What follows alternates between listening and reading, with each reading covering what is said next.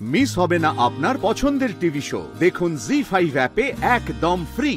অষ্টমী বাড়িতে ভালো থাকবে।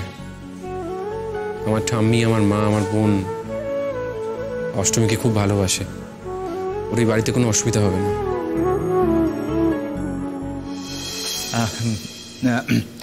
বাবা, তোমাদের বিয়েতে তো সেভাবে কোনো আয়োজন আমরা করতেই পারিনি।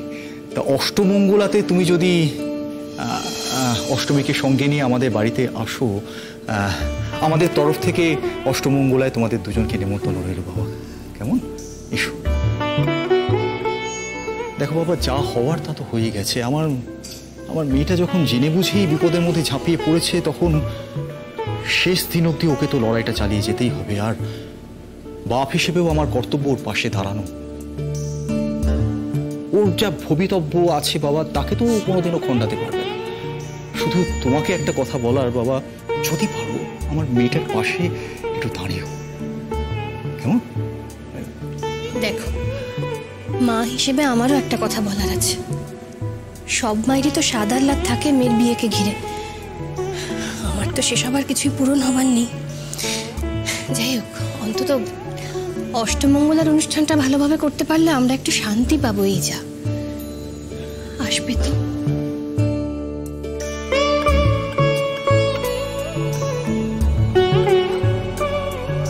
বাবা, তোমরা দুজনে অষ্টমঙ্গলায় আমাদের বাড়িতে এসো কিন্তু।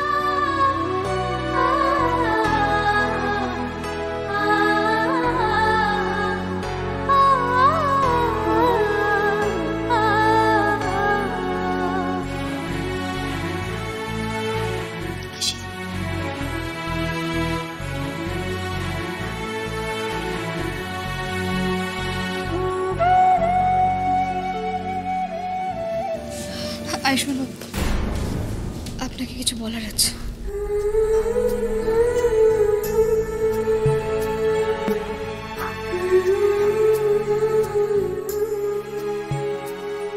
থ্যাংক ইউ আজ আমার পাশে দাঁড়ানোর জন্য।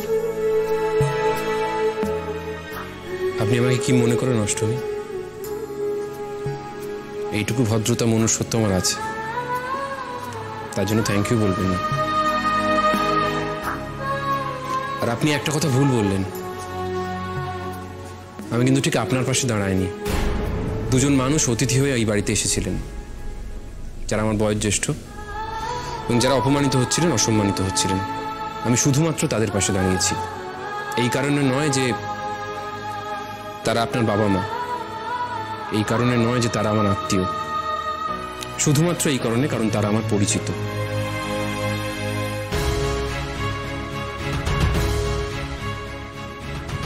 আবারও বলছি অষ্টমী, এই বিয়ে আমি মানি না। তাই এই বিয়ের অংশ হিসেবে অষ্টমঙ্গলা করতে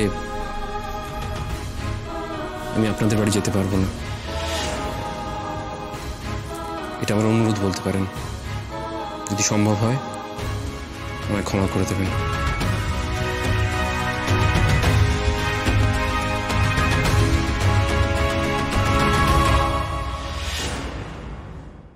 জি5 ডাউনলোড করুন আর সব এপিসোড দেখুন একদম ফ্রি।